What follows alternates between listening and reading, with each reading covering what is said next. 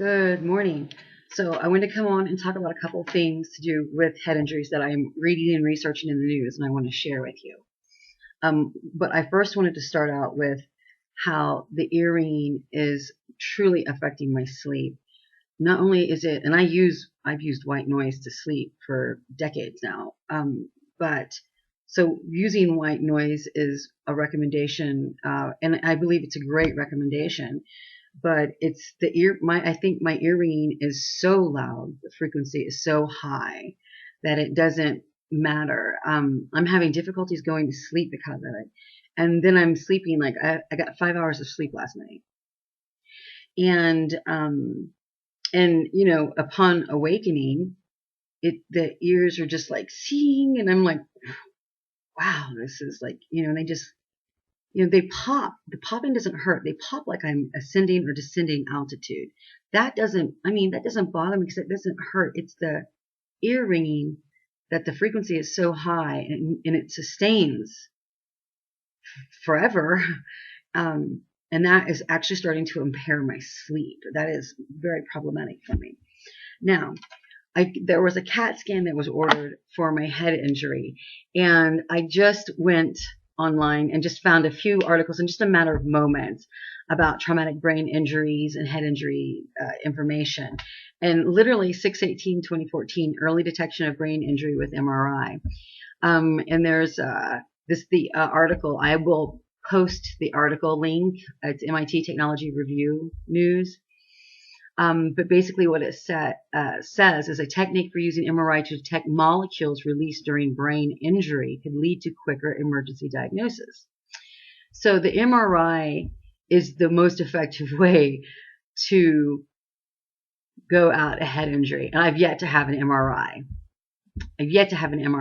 The next article that I'm choosing to share with you today is from CBS News. And I'm sure that obviously they're saying that John Hopkins Hospital is apparently a 41-year study published in JAMA Psychiatric on January 15 shows that people who suffered head injuries were more likely to die prematurely, which was considered to be before the age of 56. Those who previously were diagnosed with psychiatric disorders were most at risk of dying an early death. For the study, researchers looked at, in other words, I will put in the link and share with you. I'm wanting to share information that's kind of, I want to say cutting edge, but there's a lot of old information that will help. And again, clearly, I'm not a medical professional. I'm not trying to rewrite brain injury treatment, or what I want to do is I want to empower anyone who is watching these videos for first, basically how to take care of yourself and I guess be more aware of treatment. Treatment options, what to expect and experience. Now, the thing is that head injuries are so weird that everyone is very unique. So, you could take the same blow with the same pressure that I took in the kitchen and have a completely different reaction.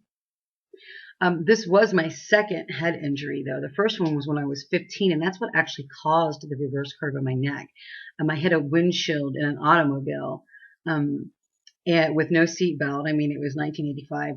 I was 15, and we were actually on a mountain that was like our family home mountain, and we were coming down the mountain and lost brakes in the Jeep, the automobile, and my stepmother, as a last-ditch effort to save us from probably what would have been very serious injury. I think the head injury is very serious, but we probably would have been critically injured had we gone down the last bit of hill that was a very steep pitch. We would have jumped and flipped, and everyone would have just been thrown inside the cab.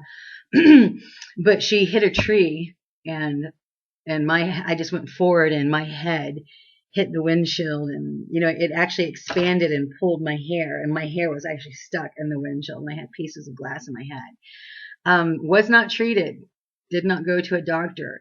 I didn't, though, feel like I needed to be treated. I think I had a headache for a few days, And I didn't feel like how this head injury affected me. This head injury, it's altered my life. It's rearranged my life. So in either case, everyone is different. Everyone, the way that they will experience. Uh, Again, you might not experience anything, and some people experience death. That's the shocking thing about head injuries that I cannot reiterate enough is that like Natasha Richardson was the first time I ever heard that, where it was basically this is what was in the headline, right? She injures her, I got thick tongue. She injures her head at an Aspen ski resort, I believe, here in Colorado. An ambulance comes. Now, these people understand head injuries, right? Particularly on the mountains, right? A lot of people have died from head injuries, from hitting trees and things of that nature. And of course, that's just traumatic, blunt force trauma. But she was actually she was on the kiddie slopes with her children, I believe, or something like the beginner slopes, had a helmet on. I believe she had a helmet on. She fell and hit her head. An ambulance was called. They came to check her out. She sent them away. She said, no, I'm okay. I'm fine. After they checked her out and they were like, are you sure? We might need to take. She on of her own mind, free will and volition, sent them away. The EMTs, the ambulance, she sent them away and fell into a coma and then was put on life support and taken off life support shortly thereafter and died. Well, when I heard that, of course, it was, breaking news internationally. I was shocked. I had no idea you could hit your head. And because I was very ignorant. I mean, if you don't know about head injuries, you just don't know. But I was very, very ignorant. I was so shocked that you could hit your head and be seen by medical staff and tell them, no, I'm fine, no, thank you, and then die from your head injury. Now, if you start paying attention in the news, like I did after my head injury, I started paying more and more attention to head injury people, and you see these stories that are really heartbreaking and I think preventable. When you hit your head, no matter how minor you think it is. I mean, if there's a good knock to your head, especially if you're struggling in an unconscious or semi-unconscious nature, and you can't speak, or if you're throwing up, apparently vomiting is a very key, obviously losing consciousness is a key indicator that it's a serious head injury. And vomiting is considered, I mean, if I saw someone get a head injury and start throwing up, I would be like, get ice on that head, I really I think everyone should dial 911 if you have a head injury, just to protect yourself. I mean, just imagine someone who is seen by a medical professional and they're like, no, I'm fine, go away, don't worry about it. And then they die. This is fundamentally common with head injury victims who die from their head impacts. There was a woman, she was a marathon runner. I think she was in her early 90s. This wonderful woman who ran these marathons, had been running them her whole life. This happened after my head injury last year.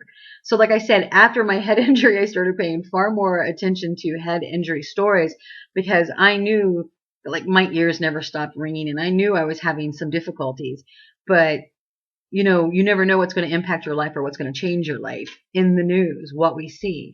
But this wonderful lady running a marathon hit her head. They tried to get her treatment. She was, they were like, are you okay? We need to do this, whatever. She said, no, I'm okay. I'm fine. Went home and died. Well, I think it was the hotel. I think she was in this particular region for this marathon, but I think they said it was the hotel. She went back. You have to forgive me. I didn't memorize the article.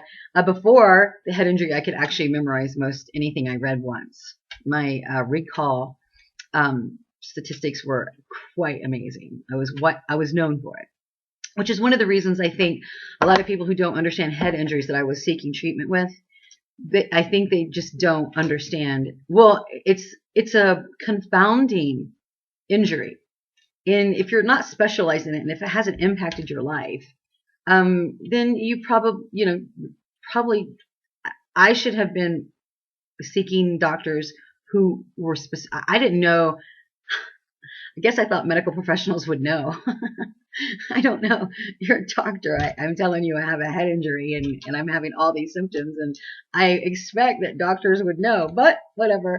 At least some basic stuff. We're talking about basic stuff here. I'm actually quite shocked that the way I've been dismissed as almost like a mental health patient because I am responding as a spiritual being to a medical crisis, and I'm being dismissed as mentally ill, basically, is what's happened, I believe.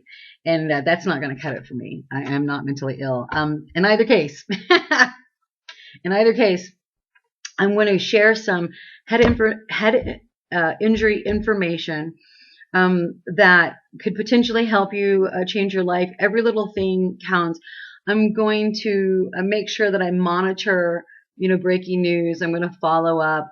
I think everyone's treatment and the way they choose to cope is going to be different based on what works for those individuals, because, maybe some men would not want aromatherapy. Right now, I wish I could find anything to make the ears just stop ringing. I don't even want to cope with them ringing. I want my ears to stop ringing. That may never happen. Basically, they've been ringing ever since the head injury on August the 24th, 2013. So in just a few months, it's going to be a year that my ears have not stopped ringing, but the ear ringing has changed. It's almost become aggressive ear ringing. I feel like the pitch is so high, like I said, it causes pain. And it can become extraordinarily disorienting because sometimes it'll kick in with dizziness, and it just becomes so disorienting you can't imagine. And I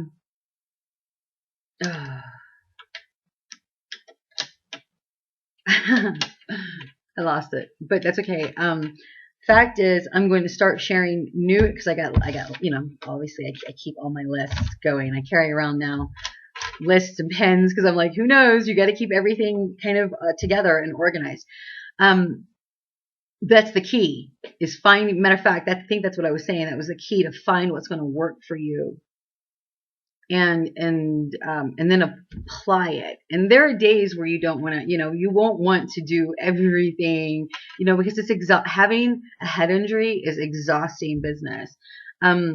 For the fact that you feel like you have to fight to think because you're cognitively impaired from the head injury, and the ear ringing, when you're having a cognitive impairment and then the ear ringing is in there, and there's dizziness on top of that, it's very difficult to navigate in that state. But I have been, the last few days, I have felt really good. I woke up outside of the ear ringing and the not sleeping, because now the last 4 days my sleep has been impeded from the ear ringing. That clearly, right, that is going to wear on the psyche, because I'm not getting rest. I mean, 5 hours of sleep is not appropriate rest.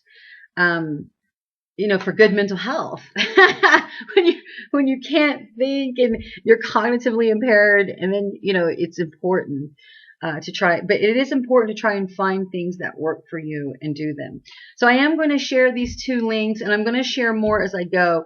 I do want you to understand that your head injury symptoms and experience are going to be completely different from everybody else's. There is no standardization on what will work and will not work for you medically. And matter of fact, it's a challenge to even find a doctor who knows how to even treat head injury patients. A neurologist is definitely where I should have just gone right from the beginning.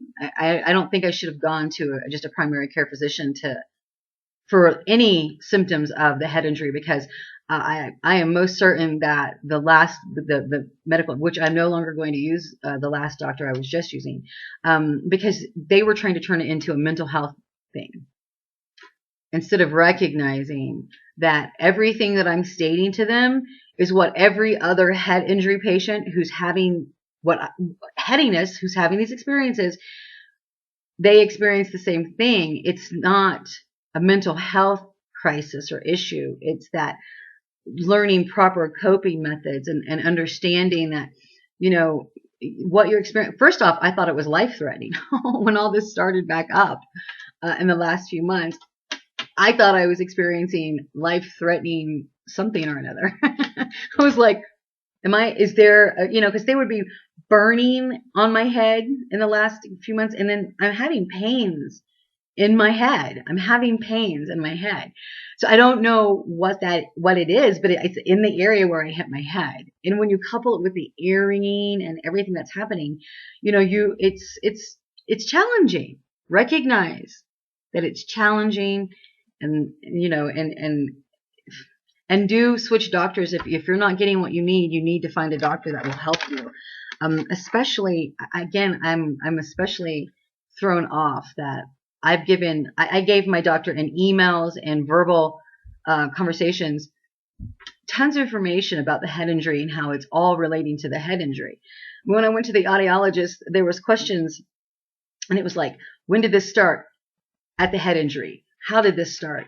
After the head injury. It was like I keep pointing everyone, and of course the audiologist got it. She was right on it. She was one of the first medical professionals who was like, I don't think she experienced a head injury. She does have the ear ringing. And so she could sympathize or empathize with that. So she understood that. But she at least, kind of gets, but it's odd when your medical doctor, well, you think the one person because I was trying to build a relationship with my doctor. And even though it was one based in some communications where I was extremely concerned for my well-being, hence I'm talking to a doctor. I'm like, help me, oh my God.